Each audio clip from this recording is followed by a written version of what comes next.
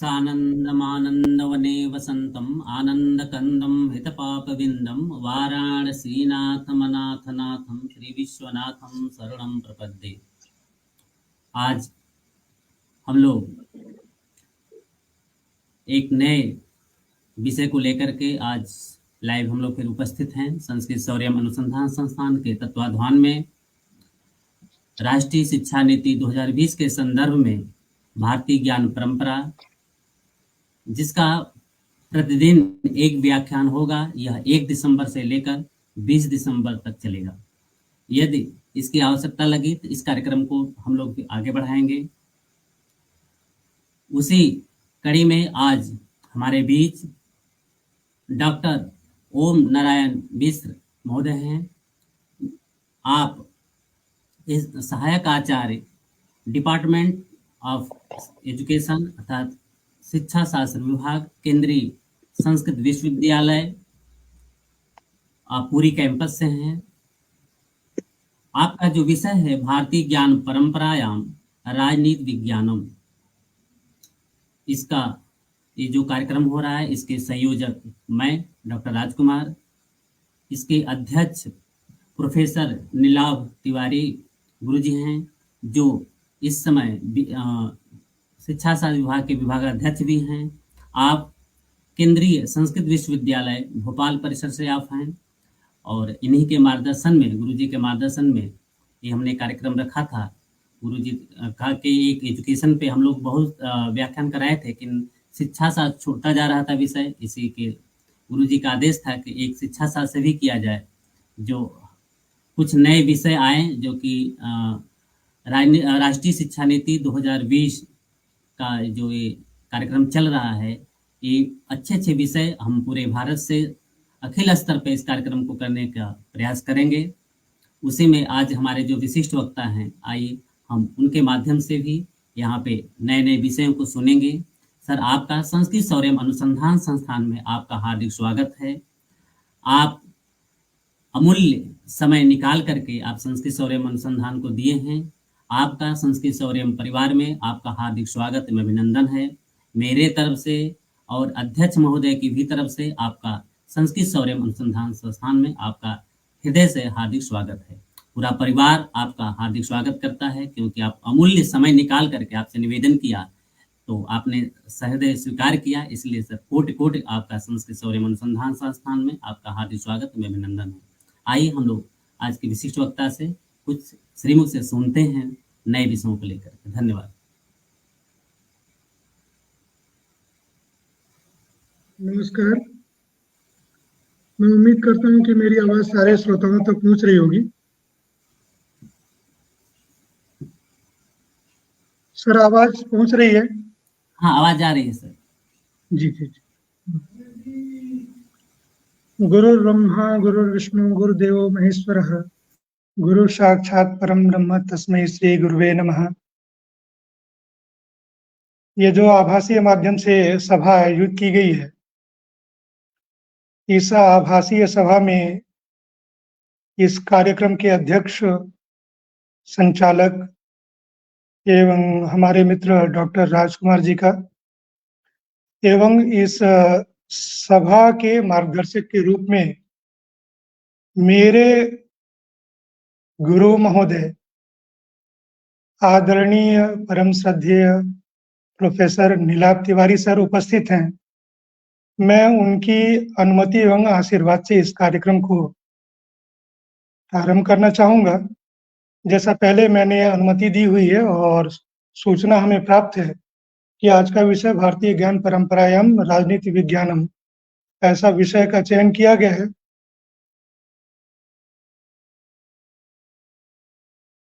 जिसकी प्रस्तावना उस दिन से शुरू हुई जब 26 नवंबर के दिन हम पूरे देश में भारतीय संविधान दिवस मना रहे थे, और चूंकि उस दिन का कार्यक्रम संविधान सम्मत था और राजनीतिक सिद्धांतों के ऊपर लंबी चर्चा हमारे विश्वविद्यालय और परिषद द्वारा कराया गया, तो सद्य मेरे मस्तिष्क में आया क्यों न भारतीय परंपरा में हम राजनीति विज्ञान के स्थानों का विश्लेषण अन्वेषण करें।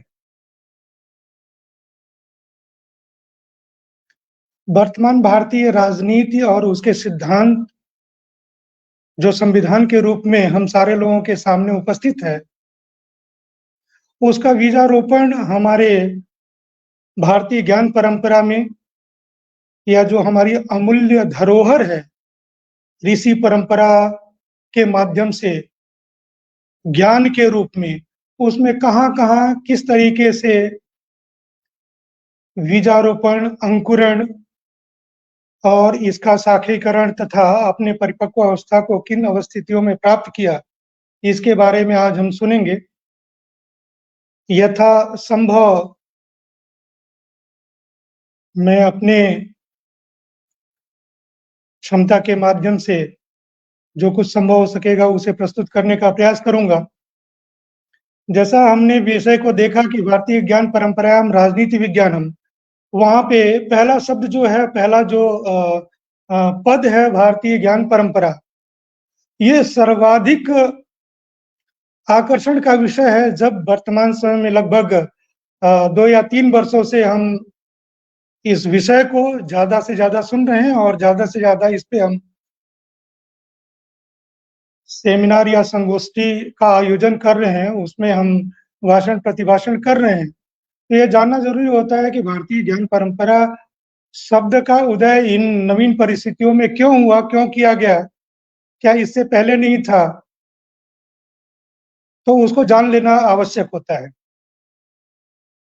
भारतीय ज्ञान परंपरा का यहाँ पे तात्पर्य ये है कि जो हमारे ऋषि मुनियों द्वारा बनाए गए या संचित विषय वस्तु हैं, उसपे अपने हम वर्तमान को मूल के रूप में देखें। कैसे देखें? जो वर्तमान हमारी राजनीतिक संरचना है, उस संरचना में बहुत सारे ऐसे तत्व हैं जो गैर भारतीय हैं या वैश्विक स्तर से चुने गए संविधानों, अनुभवों को हमने समावेशित किया है। परंतु जो हमारी मौलिकता है, वो कहीं न कहीं गौण हो गई, वो कहीं न कहीं छूट गई। उसका एक कारण रहा है कि एक लंबे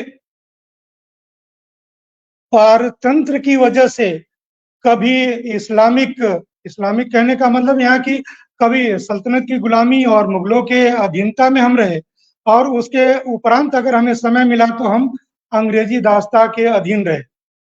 इन परिस्थितियों में जो हमें नया समय मिला अपनी राजनीतियों को पुनः सुदृढ़ करने का, अपने भौगोलिक भूखंडों का, अपनी सामाजिक व्यवस्था को पुनः उन्नयन करने का, उसे अनुशासित करने का, उसे चलाने का, तो हम अपने पुराने संदर्भों को भूल गए और आधुनिक संदर्भों को लेकर ही राजनीति का कायाकल्प और राजनीति का विस्तार किया गया। राजनीति विज्ञान के सिद्धांतों को स्थापित किया गया। हमारे सिद्धांतों में मैकियावेली के सिद्धांत, सिसरो के सिद्धांत ज़्यादा प्रमुखता से प्रवेश किए, मिल और बेंथम के सिद्धांत ज़्यादा प्रमुखता से समावेश किए गए, जबकि उसकी जगह पे होना चाहिए था कि वैदिक सिद्धांतों के समगच्छध्वम संवदध्वम संगो मनांसि जानतम जैसी समावेशी विचारधारा का समावेश करवाया जाता। या अगर हम ये कहें कि जो हमारी प्राचीन शक्तियां रही हैं या जो हमारे प्राचीन राजनीतिक परंपराएं रही हैं, जिसकी शुरुआत वैदिक काल से ही प्रारंभ हो जाती है, जहाँ पे हम वेदों में सभा, समिति और विदत जैसी संस्थाओं का नाम सुनते हैं, जहाँ पे सभा और समिति को परम ब्रह्म की 2 कन्याओं के रूप में, जैसे यथार्थवाद यजुर्वेद में हम देखते हैं, के रूप में प्रारंभ हुई। ऋग्वैदिक का काल निर्धारण करना एक कठिन विषय है, लेकिन सर्वमान्य जो समय निर्धारण है, उसको अगर याकोबी और तिलक के जो सिद्धांत हैं या जो उनके मत है, उसको स्वीकार किया जाए, तो हम लगभग 6000 बीसी को मान सकते हैं। कहने का तात्पर्य है कि लगभग आज के 8000 वर्ष पूर्व ही भारत में राजनीति की आधारशिला, राजनीतिक सिद्धांतों की आधारशिला रखी जा चुकी थी। प्रारंभ काल में जब पूरी दुनिया यायावर स्थिति में थी, जनजातीय परिस्थितियों में थी, संस्कृति और सभ्यता का विकास नगण्य अवस्था में था, जीवन के लिए संघर्ष पूरी दुनिया में चल रही थी, तब भारत में एक ऐसी संस्कृति और सभ्यता विकसित हुई जिसमें समाज और राष्ट्र को बांधने के लिए एक नियम, एक संस्था का प्रादुर्भाव हुआ और वो संस्थाएं थी सभा और समिति। जैसा कि पाश्चात्य विद्वानों का मानना है, जैसे अगर हम बोले तो वर्टेंड का या फिर अन्य कुछ पाश्चात्य विद्वानों का मानना है कि जो सभा थी तत्कालीन समय में विद्वानों द्वारा किसी विशेष क्षण पे किस प्रकार का सामाजिक व्यवस्था निर्मित किया जाए, इसके लिए बार-बार सभाओं का आयोजन होता था। उन सभाओं में समाज के सारे जो प्रबुद्ध वर्ग था, उसमें न केवल पुरुष अपितु महिलाओं और युवाओं का भी समावेश होता था। इनकी उपस्थिति में सभा संचालित किए जाते थे तथा इस सभा में जो पास हुए रिजोल्यूशन थे, प्रस्ताव थे, इनको विभिन्न समितियों के माध्यम से क्रियान्वित किया जाता था। तो जो वर्तमान हमारी एग्जीक्यूटिव और लेजिस्लेटिव असेंबली है, इस लेजिस्लेटिव और एग्जीक्यूटिव असेंबली की शुरुआत आज के लगभग 8000 वर्ष पूर्व हो चुका था, सभा और समितियों के माध्यम से। ऐसी ही एक अन्य संस्था का ऋग्वेद में वर्णन प्राप्त होता है, जहां पे विदत की बात की जाती है। विदत भी मुख्य रूप से क्षेत्र के विस्तार के लिए या अपने भौगोलिक क्षेत्र पे या अपने राष्ट्र पे, तत्कालीन राष्ट्र पे, वर्तमान राज्य पे अगर किसी प्रकार के संकट या किसी नवीन प्रयास के लिए कोई योजना बनानी है, तो उसके लिए विदत नाम की एक संस्था थी। तो कहने का तात्पर्य है कि हमारे प्राचीन शास्त्रों में सभा समिति एवं विदत जैसी संस्थाओं का निर्माण पहले ही हो चुका था और उनके माध्यम से ही वो शासन चलाते थे। आगे हम बढ़ते हैं कि उन विषयों को क्यों गौण कर दिया गया। खैर, उस पे हम आगे चर्चा करेंगे। हम पहले अपने जो मुख्य गौरव हैं या प्राचीन गौरव हैं, उसको और आगे हम बढ़ाते हैं। ऋग्वेद के बाद हम अगर आगे बढ़ते हैं, तो हमें उपनिषद और पौराणिक समयों में इन सारी चीजों को और विस्तार से देखने और पढ़ने को मिलता है। उदाहरण के लिए अगर ऋग्वेद से आगे हम बढ़ते हैं, तो अथर्ववेद और यजुर्वेद ग्रंथों में पंचजन्य या जो 5 हमारे सोसाइटीज थे या 5 कल्ट थे, उनके बारे में चर्चा सुनने को मिलती है। जैसे अनु, द्रयु, पुरु, तुर्वश, यदु जैसे जो पंचजन्य थे, 5 जो सेक्ट्स थे राजनीति के, जिन्होंने आर्यावर्त पे एक सुचारू शासन व्यवस्था की शुरुआत की। उन्होंने अपने मुख्य देवता तत्कालीन भगवान इंद्र की पूजा करते थे और तत्कालीन समय में इंद्र को उन्होंने श्रेष्ठ राजा के रूप में स्वीकार करते हुए सामाजिक व्यवस्था और राजनैतिक व्यवस्था को स्थापित करने का प्रयास किया। इसीलिए उनको पुरंदर कहा गया है। पुरंदर का यहाँ पे तात्पर्य है कि पूर्व अर्थात नगरों को तोड़ने और जीतने वाला। यद्यपि जब मैं इस प्रकार के विषय को यहाँ पे उपस्थापित कर रहा हूं, तभी हमें बता देना चाहिए कि ये जो संकल्प है कि इंद्र को पुरंदर कहा गया और राज्य का विस्तार करने के लिए उनको अभिष्ट राजा माना गया, तो क्या आर्य जो अपनी शक्तियों का विस्तार कर रहे थे, प्रसार कर रहे थे, क्या वो बाहर से आए हुए थे? ये बिल्कुल असत्य और अनर्गल प्रलाप है। इसका एक बहुत बड़ा कारण है कि इस प्रकार की संकल्पनाएं समाज के या बौद्धिक स्तर पे क्यों रखी गई। यहाँ पे मैं मैक्स मूलर को उल्लेखित करना चाहूंगा, क्योंकि हमारे ऋग्वेद भाष्य की जो इंग्लिश कमेंट्री है या जो बोलेंगे जो पूर्व की संस्कृति है या सभ्यता है या सेक्रेट्स है, उसके ऊपर कमेंट्री लिखने का कार्य जो मैक्स मूलर ने किया था, वो एक सुनियोजित एजेंडे के तहत इस विषय को उद्घाटित किया। हम जानते हैं कि जो मैक्स मुलर का टाइम पीरियड है, वो 19वीं शताब्दी के प्रारंभ से लेके और 20वीं शताब्दी के पूर्वार्ध काल का है। मतलब कि 1828 से लेके और 1900 तक का जो पीरियड रहा वो मैक्स मुलर का रहा है। और भारत में जो पाश्चात्य शक्ति थी तत्कालीन, खासतौर से अंग्रेजी शासन था, उस अंग्रेजी शासन को वैलिडेशन देने के लिए मैक्स मुलर ने ये सारे कार्य किए। मैक्स मुलर स्वयं अपने अंतिम समय में 1898 में अपनी पत्नी को एक पत्र लिखते हैं। चूंकि जर्मन होने की वजह से भारत में इंग्लिश चेयर, मतलब कि इंग्लैंड में वो संस्कृत चेयर स्थापित थी, उसके वो अध्यक्ष थे। इंग्लैंड में रहते हुए जर्मन में अपने पत्नी को पत्र लिखते वो लिखते हैं कि भारत जैसे परम वैभवशाली संस्कृति में ईसाईकरण का प्रवेश करवाना या उसकी संस्कृति को डिमोरलाइज करना एक बहुत दुष्कर कार्य है। जिस दुष्कर कार्य करने का हमने भरपूर प्रयास किया, लेकिन ये असंभव जान पड़ता है। और उसका कारण क्या था? उसका कारण था, जैसा मैंने अभी बताया, कि अंग्रेजी सत्ता के वैलिडेशन के लिए मैक्स मुलर ने हमारी संस्कृति को डिमोरलाइज करने का प्रयास किया। आधुनिक राष्ट्रवादी इतिहासकारों और राजनीतिक विज्ञानियों का यह मानना था कि उन्होंने ये प्रयास इसलिए किया कि भारत में जब 1857 के बाद जो क्रांति छिड़ी, या भारत में जब कांग्रेस का गठन हुआ और जब भारत में स्वतंत्रता की एक लौ उत्पन्न हुई, ऐसे समय में जब अंग्रेजी शासन का विरोध होने लगा और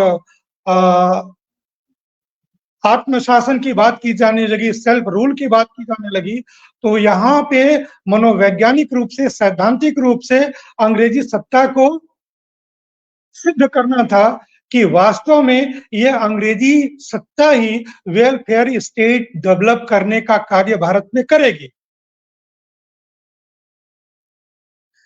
उन्होंने ये उदाहरण दिया कि जैसे भारत में इस भूखंड को संस्कृति पूर्ण बनाने के लिए आर्यों का आगमन पाश्चात्य देश से हुआ, पाश्चात्य जगत से हुआ, मध्य एशिया से हुआ, या कह सकते हैं कि यूरेशिया से हुआ, यूरोप और एशिया के मध्य भूमि से हुआ, यूराल पर्वत से हुआ। वो वहां से आके आर्य और भारत को जिस प्रकार से सांस्कृतिक गौरव के चरमोत्कर्ष पे ले गए, उसी प्रकार से ये गौरव पे ले जाने का दूसरा प्रयास है जो अंग्रेजों के द्वारा किया जा रहा है। तो जिस आर्यनाइजेशन के माध्यम से भारत की संस्कृति का चरमोत्कर्ष हुआ, उसी आर्यनाइजेशन का दूसरा जो पक्ष है वो भारत में अंग्रेजी सत्ता के माध्यम से भारत को वेलफेयर स्टेट बनाना है। लोगों के मन में अंग्रेजी सत्ता के स्वीकार्यता के लिए ये प्रयास किए गए। अन्यथा भारत में ऐसे बहुत सारे विद्वान हुए हैं जिन्होंने आर्यों के लिए भारत के तिब्बत से लेके और जो बृहत्तर भारत है, हमारे कश्मीर से लेके स्थानों को उन्होंने खोजा है। उत्तरी ध्रुव, तिब्बत या कश्मीर के क्षेत्रों को उन्होंने खोजा है। जैसे याकोबी और तिलक ने जो ज्योतिष के माध्यम से, जो ज्योतिषीय गणनाओं के माध्यम से,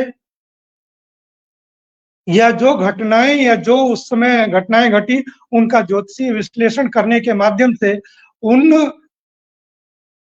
अवसरों का उन्होंने विश्लेषण किया जिसमें आर्यों का जो मौलिक स्थान है वो पर्वतीय क्षेत्र, हिमालयी क्षेत्र अर्थात तिब्बत से लेके कश्मीर का क्षेत्र माना गया है।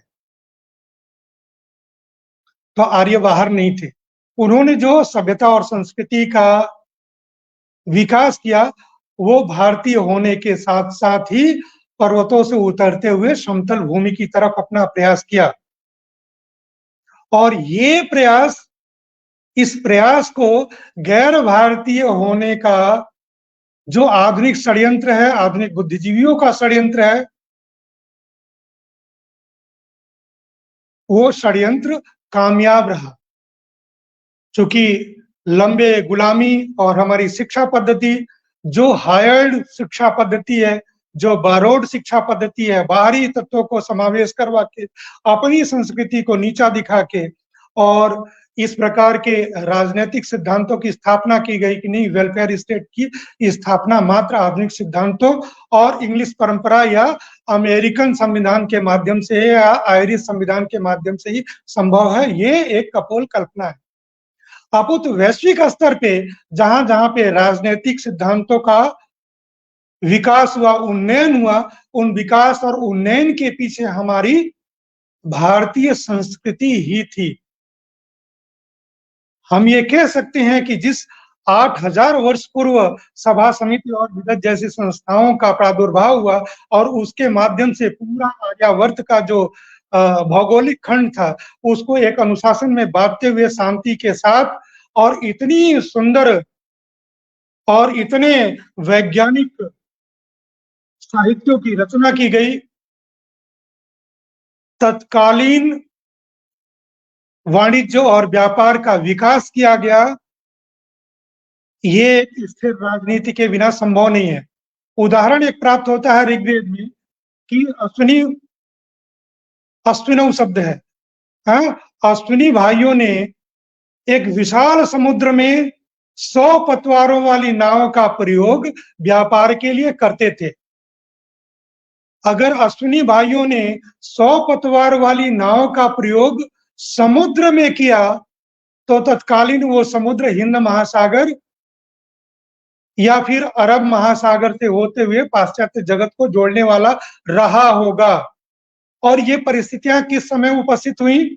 जब यहाँ पे सभा समिति जैसी संस्थाओं का प्रादुर्भाव था या विकास था। दूसरा विषय मैं प्रस्तुत करूंगा कि जो तत्कालीन अर्थव्यवस्था का आधार था कि 100 पतवारों वाली नाव लकड़ी की संभव तो है नहीं। हमारे ऋग्वेद में श्याम अयस और लौह अयस शब्दों का वर्णन प्राप्त होता है। ये श्याम अयस और लौह अयस क्या थे? ये आधुनिक समय के या तो वो तत्कालीन समय के कॉपर रहे होंगे या वास्तव में जो अनरिफाइंड हमारा आयरन रहा होगा वो रहा होगा। उस अनरिफाइंड आयरन या कॉपर के माध्यम से इतनी बड़ी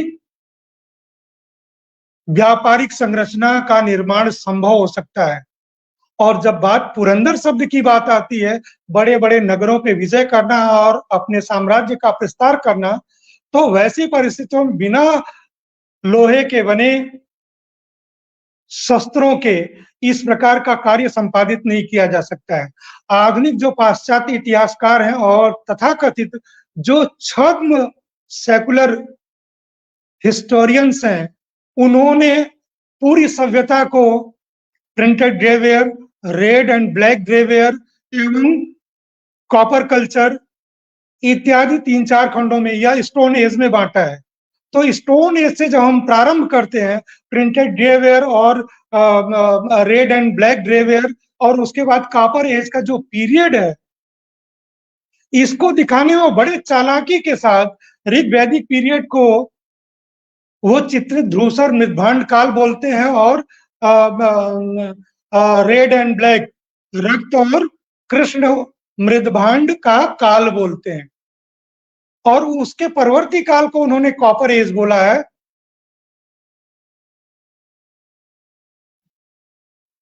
जबकि सच्चाई ये है कि ये जो हमारा पीजी ग्रेवेयर है एंड आरबीडब्ल्यू है, ये सारे प्रस्तर एज के ही पीरियड के रहे होंगे, और अगर ऐसा नहीं होता तो इतनी बड़ी संस्कृति का विकास संभव नहीं है। अब इसका एक दूसरा भी उदाहरण प्राप्त होता है, जैसे बोगस कोई जो हमारे वर्तमान ईरान में एक जगह है, वहां से एक अभिलेख प्राप्त होता है जहां से इंद्र, वरुण, नासत्य और अग्नि जैसे देवताओं का उल्लेख प्राप्त होता है। 14वीं शताब्दी का वो अभिलेख और रिटन वे में है। उसको तर्क ये दिया जाता है कि नहीं, संस्कृति का विकास वहां हुआ रहा होगा और उसके बाद यहाँ पे आर्य आए रहे होंगे। अरे ऐसी तो कोई संस्कृति नहीं होती है कि पूरी संस्कृति ही माइग्रेट होके कहीं जाके शिफ्ट हो जाए। अगर कोई संस्कृति शिफ्ट होती है या किसी कारणवश उसका माइग्रेशन होता है, तो उसके अवशेष उस स्थान पे जरूर बचे होते हैं। बोगस कोई के अभिलेख के उपरांत ऐसा कोई भी प्रमाण नहीं मिलता है कि जब वहां पे इंद्र, वरुण, नासती या वैदिक देवी देवताओं के नाम वहां पे मिले। इसका तात्पर्य है कि जो वैदिक संस्कृति का विकास भारत के इसी पर्वतीय भूखंडों में हुआ रहा होगा, और जो उनका व्यापार और वाणिज्य था इतने दूर दूर देशों में होता रहा कि वहां पे उन्होंने अपनी संस्कृति को डेवलप किया होगा, और इस प्रकार के हमारी वैदिक देवताओं की पूजा वहां पे भी होती रही होगी। आगे चलते हैं हम उत्तर वैदिक काल में देखते हैं, जब उत्तर वैदिक काल में मुख्य रूप से जब भारत में पौराणिक साम्राज्यों का उदय होता है, मगध का उत्कर्ष होता है, जिस मगध के उत्कर्ष के साथ साथ ही या मगध उत्कर्ष के पूर्व में जब रामायण और महाभारत का कालखंड आता है, तो उसमें विस्तार रूप से राजनीतिक परिस्थितियों की चर्चा की जाती है। हम सर्वप्रथम रामायण की बात करते हैं। रामायण में एक जगह पे लिखा हुआ है कि जो राजा है, रामायण में वो विषय लिखा हुआ है जिसका फिलहाल जो कोटेशन है वो यजुर्वेद में प्राप्त होता है, लेकिन संस्कृत में उसको लिखते हैं वाल्मीकि लिखते हैं कि विशस्त्वम सर्वम वांछतुषा, अर्थात हे राजन, तुम्हें सारे दिशाओं से लोग प्राप्त हो और उनका प्रेम प्राप्त हो। ऐसे एक जगह और उल्लेख प्राप्त होता है, त्वं विशो वृणताम राज्यायश, अर्थात हे राजन, आप राजा हो और ये आपको राजत्व प्रजा के कल्याण के लिए प्राप्त हुआ है। वर्तमान जो तुलसीकृत रामायण है उसके या विभिन्न जो भारत में भिन्न भाषाओं में लिखे गए रामायण है उसके आधार पर बना हुआ जो सीरियल है, उनमें हम सारे लोग देखते हैं कि जब राजा दशरथ राम को राजा घोषित करते हैं भरत और शत्रुघ्न की अनुपस्थिति में, तो राम स्वयं प्रश्न करते हैं राजा दशरथ से कि आपने इस विषय को जनता के सामने या अपने मंत्रिमंडल में प्रस्ताव कब रखा, उस प्रस्ताव में कितने लोगों की अनुमति थी, क्या जो राजकुमार जन्मतः मंत्रिमंडल के सदस्य होते हैं उनमें दोनों भाइयों की अनुपस्थिति में उनका प्रस्ताव के प्रति समर्थन है कि नहीं है। तो ये सारे जो राम द्वारा या श्री राम द्वारा जो प्रश्न किए जाते हैं, इससे पता चलता है कि हमारे राजतंत्र का जो स्वरूप था प्राचीन काल में, शब्दशः वो राजतंत्र था, परंतु उसकी प्रकृति लोकतंत्रात्मक प्रकृति थी। उस राजतंत्र में भी राजा से उम्मीद की जाती थी कि वो प्रजा के लिए कल्याणकारी हो, प्रजा उस राजा से प्रेम करे, राजा के किसी भी कार्य का प्रजा अनुमोदन करे, मंत्रिमंडल अनुमोदन करे। अगर मंत्रिमंडल ऐसे राजा का अनुमोदन नहीं करती है तो ऐसे राजा को राजत्व पद धारण करने का अधिकार नहीं है।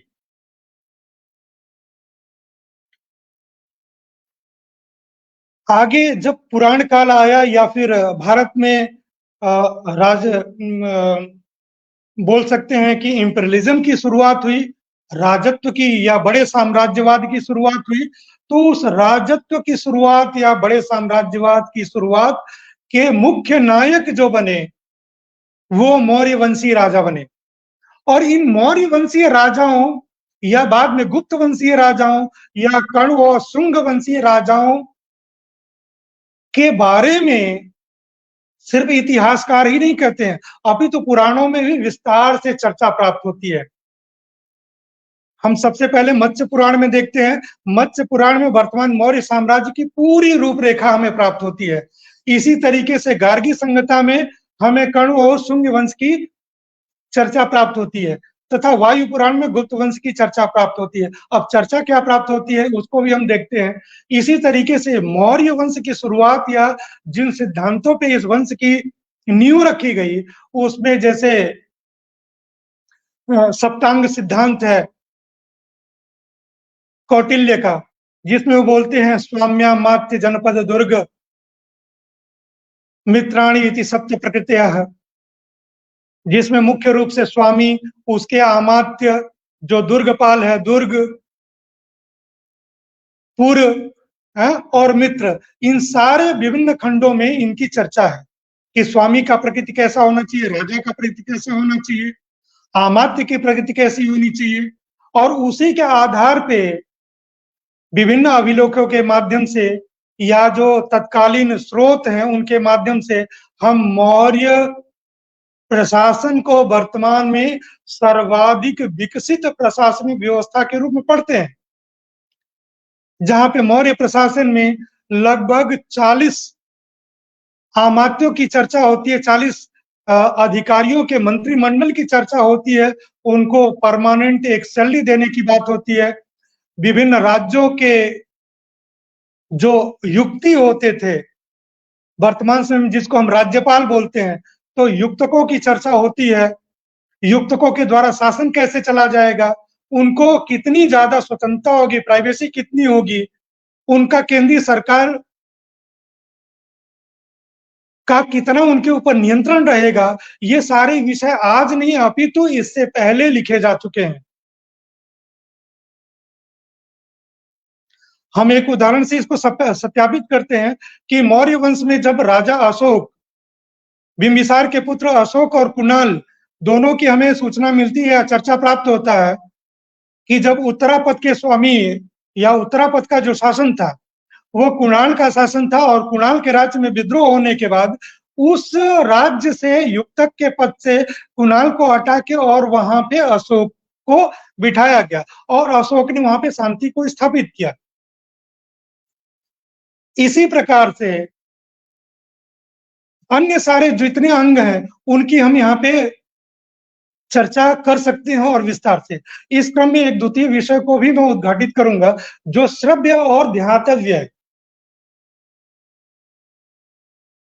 कौटिल्य कहते हैं कि जो हमारे राज्य का पड़ोसी राज्य है या हमारी सीमावर्ती राज्य है वो स्वतः हमारा शत्रु राज्य है। एक बहुत ही स्वाभाविक उदाहरण जो आज भी हम महसूस कर सकते हैं, जिसकी कल्पना आज से हजारों वर्ष पूर्व कौटिल्य ने किया। उन्होंने बोला कि जो हमारा शासित राज्य है उसका सीमावर्ती राज्य स्वतः हमारा शत्रु राज्य होगा, और उस शत्रु राज्य का जो सीमावर्ती राज्य होगा वो स्वतः हमारा मित्र राज्य होगा। ऐसे में राजा को क्या करना चाहिए? कौटिल्य कहते हैं कि जो हमारा सीमावर्ती राज्य है उसको कमजोर इतना करना चाहिए कि वो हमारे दो राज्यों के बीच में मात्र बफर स्टेट के रूप में हो। अर्थात हमें अपने राज्य की शक्ति को इतनी ऊंचाइयों पे ले जाना चाहिए, या हमारे सामरिक शक्तियों को इतनी ऊंचाइयों पे ले जाना चाहिए, या हमारी वैदेशिक नीति को सीमावर्ती राज्य को छोड़ते हुए उसके सीमावर्ती राज्य के साथ इतना मजबूत करना चाहिए कि जो बीच वाला राज्य है वो स्वतः कमजोर हो जाए या बफर स्टेट के रूप में हो। या अगर हमारे सीमावर्ती राज्य के बाद का जो सीमावर्ती राज्य है अगर वो हमारा कभी विरोध करे, तो बीच का जो राज्य वो इतना कमजोर हो कि उसके बीच में जब युद्ध करने के लिए सेनाएं आए तो हम पहले से शक्तिशाली रूप से उसके क्षेत्र में जाके युद्ध करें, जिससे हमारे राज्य की क्षति अत्यंत कम हो। उदाहरण के लिए आज के समय में जो अमेरिकन मिलिट्री जो पॉलिसी है वो इसी पे वर्क करती है। हमें लगभग इस 6 से 7 दशकों में देखा होगा कि दुनिया में कोई भी ऐसा युद्ध अमेरिकन भूभाग पे नहीं हुआ, जबकि बहुत सारे युद्धों में इन्वॉल्व अमेरिका रहा है। अमेरिका का ये मानना है और स्वतः सिद्ध भी है कि अमेरिका अपने किसी भी सीमावर्ती राज्य में या अपने भूक्षेत्र में किसी प्रकार के युद्ध को स्वीकार नहीं करता है। अभी तो अपने सीमावर्ती राज्यों को नियंत्रण में करने के लिए या तो उसके क्षेत्र में या तो उसके सीमावर्ती क्षेत्रों में युद्ध करता है। तो इस प्रकार से अपने क्षेत्र से दूर के क्षेत्रों में युद्ध करने से वो क्षेत्र कमजोर होंगे और आपकी शक्ति और आपका दबदबा बना रहेगा। इस प्रकार के जो विषय हमारे प्राचीन ग्रंथों में प्राप्त होते रहे। कौटिल्य ने लिखा कि वेलफेयर स्टेट के लिए राजा को किस प्रकार से प्रयास करना चाहिए। प्रजा सुखे सुखम राज्ञः प्रजानां च हिते हितम नात्म प्रियम हितम राज्ञः प्रजानां तु प्रिय हितम। अर्थात राजा का पूरा फोकस ही प्रजा के कल्याण पे ही होना चाहिए। अगर राजा इसमें योग्य नहीं है तो प्रजा को विद्रोह करके राजा को उतार देना चाहिए। और इसका उदाहरण है भारत में, ये तो कौटिल्य ने बाद में लिखा मौर्य काल में। उससे पहले की शक्तियों में जो हम देखते हैं हर्यंक वंश का काल, हर्यंक वंश, शैशुनाग वंश, नाग वंश, इन तो तीनों ही कालों में जब राजा क्लीव हुआ, कमजोर हुआ, तो प्रजा ने उसको हटा के और दूसरा राजा बना लिया। तो राजा अगर लोक हितकारी नहीं है और लोक हितकारी के साथ साथ शक्तिशाली नहीं है तो ऐसे राजा को जनता स्वीकार नहीं करती है। हम सल्तनत काल के बहुत सारे राजत्व के सिद्धांतों को पढ़ते हैं भारत में। हमारे पूरे राजनीतिक व्यवस्था या इतिहास की किताबों में जब भी राजत्व सिद्धांत को पढ़ाया जाता है तो अलाउद्दीन खिलजी और बलबन से लेके अकबर और बाबर के राजत्व सिद्धांत को बताया जाता है, पढ़ाया जाता है, परंतु कभी भी मौर्य और समुद्रगुप्त के राजत्व सिद्धांत को या चंद्रगुप्त के सिद्धांत को नहीं पढ़ाया जाता है। जबकि यहाँ पे मैं गुप्त वंश का उल्लेख करूंगा। गुप्त वंश में जिसको नेपोलियन कहा गया, जबकि होना क्या चाहिए, नेपोलियन को समुद्रगुप्त कहा जाना चाहिए। समुद्रगुप्त ने जितने बड़े साम्राज्य की स्थापना की उसका आधा भी नेपोलियन ने नहीं किया था, साक्षात तो अपने कंट्रोल में नहीं लिया था।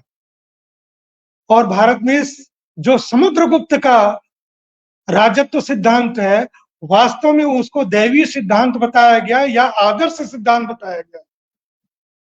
समुद्रगुप्त ने अपने राज्य का प्रसार किया, लेकिन भिन्न भिन्न राज्यों को उनके स्वामियों को दोबारा दे दिया गया, जिससे जो लोकल गवर्नमेंट है उसके लिए उत्तरदायी उसका लोकल व्यक्ति ही हो या लोकल राजा ही हो। जो बेसिक नीड है, लोकल नीड है, उस नीड को समझने और पूरा करने के लिए जो क्षत्रिय राजा है, जो उपरिक है, जो वहां का प्रादेशिक राजा है, वही बहुत अच्छे से कर सकता है। अपितु जब शक्तियों का सेंट्रलाइजेशन होगा तो वो शक्तियां धीरे धीरे क्षीण होने लगेंगी। इस प्रकार का सिद्धांत हम गुप्त काल में देखते हैं। जब सभ्यता के आगे हम चलते हैं तो हर्ष काल में इनमें थोड़ा सा विखंडन है और भारत में फ्यूडलिज्म की शुरुआत हुई। दुनिया में पहली बार जब अगर फ्यूडलिज्म की बात की जाती है, फ्यूडलिज्म की शुरुआत हर्षवर्धन के काल में शुरू हुआ और उसका पर्याप्त मात्रा में उल्लेख बाणभट्ट ने अपने कादम्बरी में किया हुआ है, हर्षचरित में किया हुआ है, जहां से आधुनिक हम राजनीतिक सिद्धांतों को दोबारा मॉडिफाई कर सकते हैं।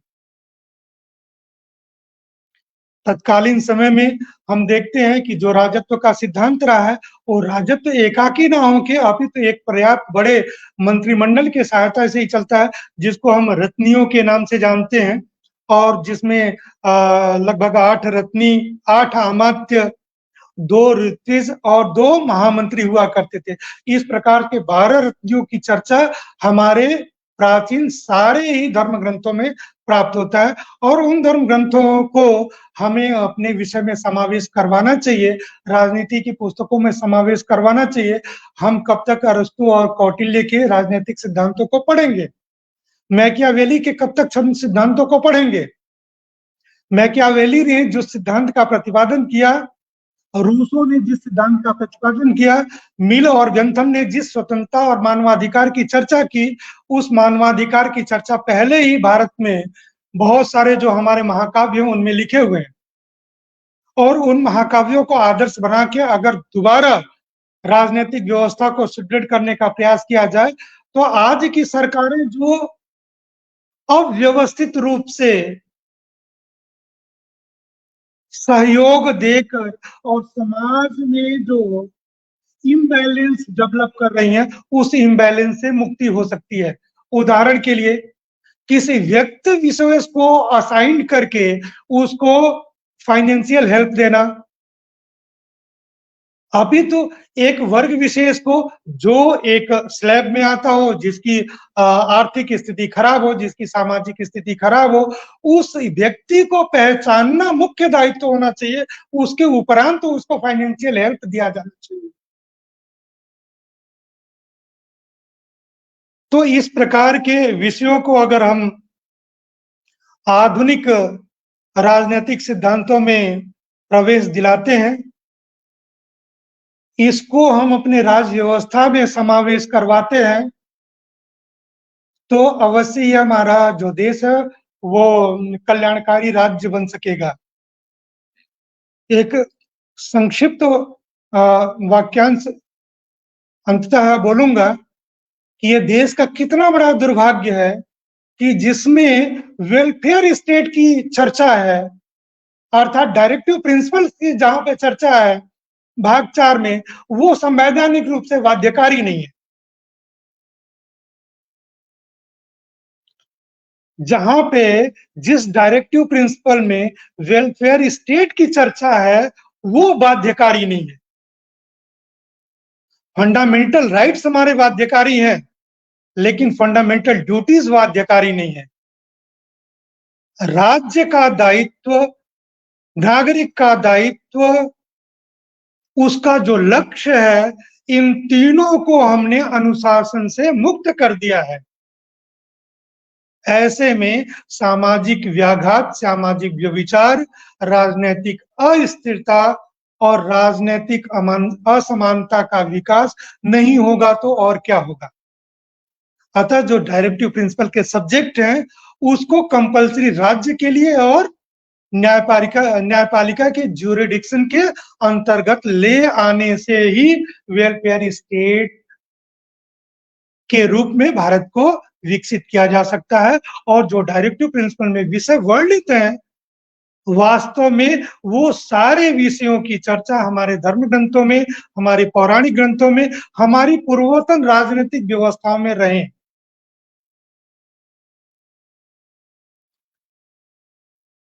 मैं प्राचीन विषयों का यहीं तक संग्रह किया जहां तक हमारी जो राजनीतिक व्यवस्था थी, जो राजनीतिक सिद्धांत थे, हमारे प्राचीन परंपराओं के आधार पे चलते रहे, उन्हीं को हमने यहाँ पे आईकेएस का सब्जेक्ट बनाया, आईकेएस में पॉलिसी का सब्जेक्ट बनाया। उसके उपरांत जितनी व्यवस्थाएं, अच्छा मैं क्षमा चाहूंगा, एक विषय को यहाँ पे समावेशित करना भूल गया। मैं उत्तर भारत की इन राज्य व्यवस्थाओं और प्रशासनिक व्यवस्थाओं की चर्चा की, जबकि चालुक्य और चोल साम्राज्य के व्यवस्थाओं को हमने छोड़ दिया। ये देश का दुर्भाग्य है कि हम राजनीतिक व्यवस्था एवं सामाजिक और ऐतिहासिक व्यवस्थाओं में दो महान शक्तियों या दो महान जो राजनीतिक व्यवस्था है उसको भूल जाते हैं, जिसमें हमें चालुक्यों की राजनीतिक व्यवस्था तथा चोलों की राजनीतिक व्यवस्था का समावेश करना चाहिए। चोलों का राजनीतिक व्यवस्था इतना सुदृढ़ और विशाल था, जिसकी वजह से ही वो सिंघल द्वीप अर्थात वर्तमान में श्रीलंका और पूर्वी एशिया, दक्षिण पूर्व एशिया, जिसमें सिलोन द्वीप, इंडोनेशिया, वर्तमान जो बर्मा है, बर्मा से लेके और इंडोनेशिया तक के सारे जो छोटे-छोटे द्वीप हैं, स्वर्ण द्वीप के नाम से जिनको हम जानते हैं, इसमें सीधे हमारे चोल राजाओं का सीधे प्रशासन था और एक उत्तम राजनीतिक व्यवस्था के बिना ये संभव नहीं हो सकता है। एक राज्य से दूर की शक्तियों पे किस प्रकार से हम अनुशासनात्मक व्यवस्था के साथ हम अपने राजत्व को कायम कर सकेंगे, अनुशासन को कायम कर सकेंगे, उन सिद्धांतों का पुनः और अधिक अनुसंधान किया जाना चाहिए तथा उनके बारीकी सिद्धांतों का हमारे आधुनिक पाठ्य पुस्तकों में समावेश करना चाहिए तथा उनसे हमारे आधुनिक राज्य व्यवस्था को सीख लेनी चाहिए और उनके अनुसार जो चलाए गए राज्य हैं, जिसमें चारों तरफ खुशहाली की कल्पना की जाती है, पाठ्य पुस्तकों में पढ़ने का मिलता है, वैसा हमारे आधुनिक जो डेमोक्रेटिक लीडर्स हैं, उनको इस दिशा में सोच के और देश को आगे बढ़ाना चाहिए। मैं इन शब्दों के साथ ही मैं श्रोताओं से अवश्य जानना चाहूँगा कि अगर कोई कॉन्ट्राडिक्शन हमारे विषय में आया, तो मैं उनसे सुनना चाहूँगा और उस पे अपने उत्तर देना चाहूँगा। चलिए सर, बहुत-बहुत धन्यवाद। सर, आज के व्याख्यान में हम लोग देखा कि पूरा प्राचीन रामायण हो, वेद हो, ऋग्वेद हो, आप देखें कौटिल्य का अर्थशास्त्र हो, कितना सूक्ष्म पूरे माने जो रिसर्च मेथोडोलॉजी कही जाती है, शोध प्रविधि पूरा के पूरा यदि आप रिसर्च स्कॉलरों की बात करें तो आपको पूरा के पूरा ज्ञान परंपरा जो राष्ट्रीय शिक्षा नीति में है, आपने पूरा एक रिसर्च मेथोडोलॉजी रख दिया कि क्या कैसे रिसर्च किया जाता है और कैसे विषयों को एक संग्रह करके एक विषय वस्तु बना करके हम प्रस्तुत कर सकते हैं। बहुत बहुत धन्यवाद सर, आप अपना स्नेह और आशीर्वाद हमारे संस्कृत सौर्यम पर हमेशा बनाए रहें। बहुत बहुत धन्यवाद। ओके, नमस्ते। जी जी सर, सभी श्रोताओं को भी हमारे तरफ से बहुत बहुत हार्दिक स्वागत, अभिनंदन है। आपने सुना और इसी प्रकार आप संस्कृत सौर्यम पर भी आप अपना स्नेह हमेशा बनाए रहें। धन्यवाद। जी सर, बहुत बहुत धन्यवाद सर।